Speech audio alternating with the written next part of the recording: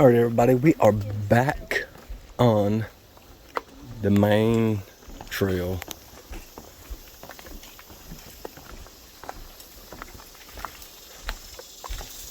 I had to drag Christina off the trail. She was spotting every lizard and turtle and snake and frog in the Okefenokee back there. They do have squirrels here, that's for sure.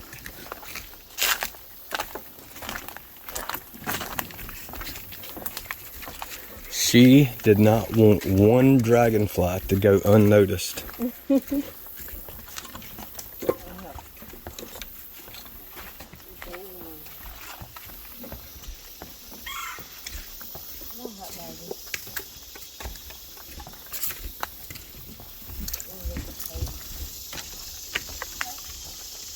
case you're wondering, yes, it is hot. Got into some rain coming in, so it's just hot and humid. Around here when it rains, that doesn't necessarily mean that it cools things off. If it rains and the sun comes back out, it makes it even worse. It gets so hot. So like you just walk outside and immediately start sweating.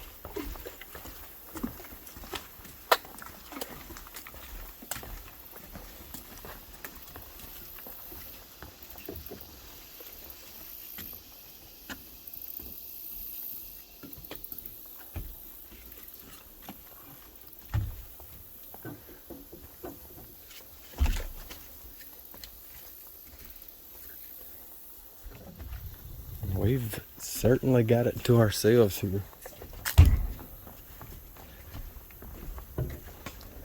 I think the road coming out here is 17 miles one way in, one way out. And we met one car. I mean, once we got back here, we saw a couple of people at the state park, but very few. And on this boardwalk, we've seen nobody. Of course, we're the only people crazy enough to be out here when it's 95 degrees and 60% humidity.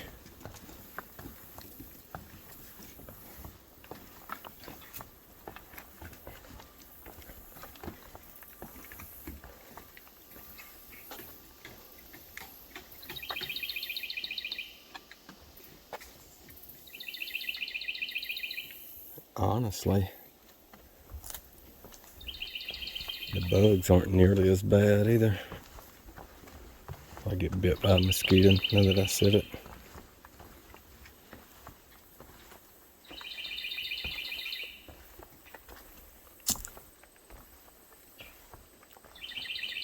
The boardwalk's nice because most of it at least is in the shade.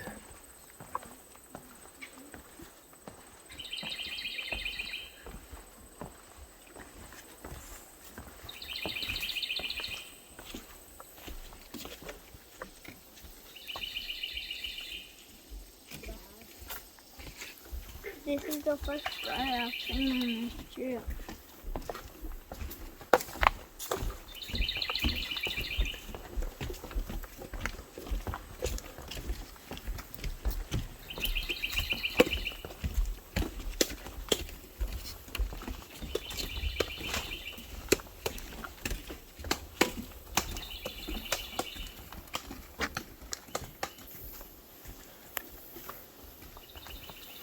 So it can't get on that bit of moss. It goes up the tree, buddy. Huck's having a discussion about red bugs. He decided to wrap himself in moss. This Spanish moss, the moss hanging in the trees here. I've always, if it's on the ground, it will tend to have red bugs in it. If it's hanging, you're usually okay. But I've even heard of people like saying they used to stuff their pillows and stuff with this moss, but yeah, I mean, it would definitely be the high-hanging moss. You certainly, you don't even want to touch the moss that's on the ground.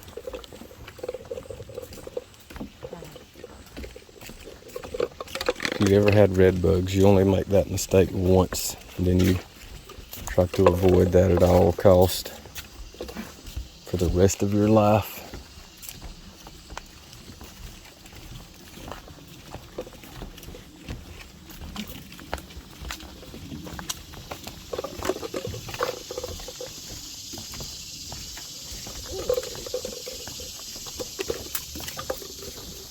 We're kind of back here, back up towards the dry section, it appears.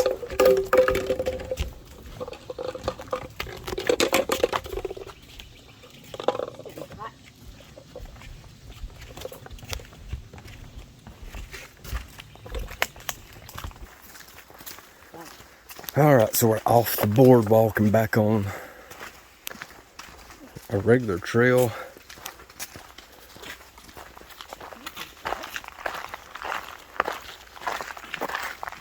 And like I was saying earlier, logging is a big thing down here, obviously, because on the edge of the swamps, there ain't nothing here but pine trees.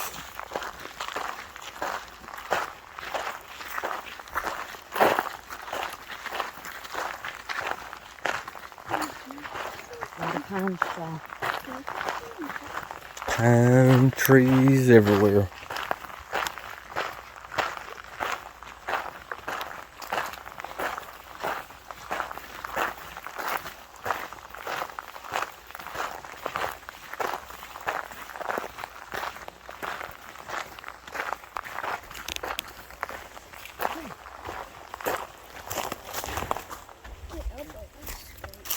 There's a lizard.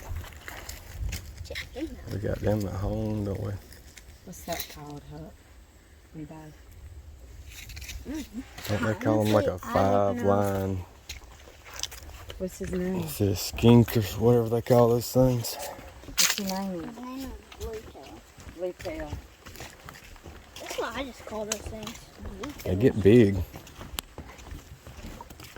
I saw a small one earlier. I think where we live, they'll get a little bigger than that, and they are big. But Fast. where we stayed in Florida, they had iguanas there, but also, which is a invasive species, but also they had some kind of native species lizard, and they were big. They were real big. And then they had these others that were everywhere that had like a little curl to their tail. They were all over. They're kind of like spiky, like.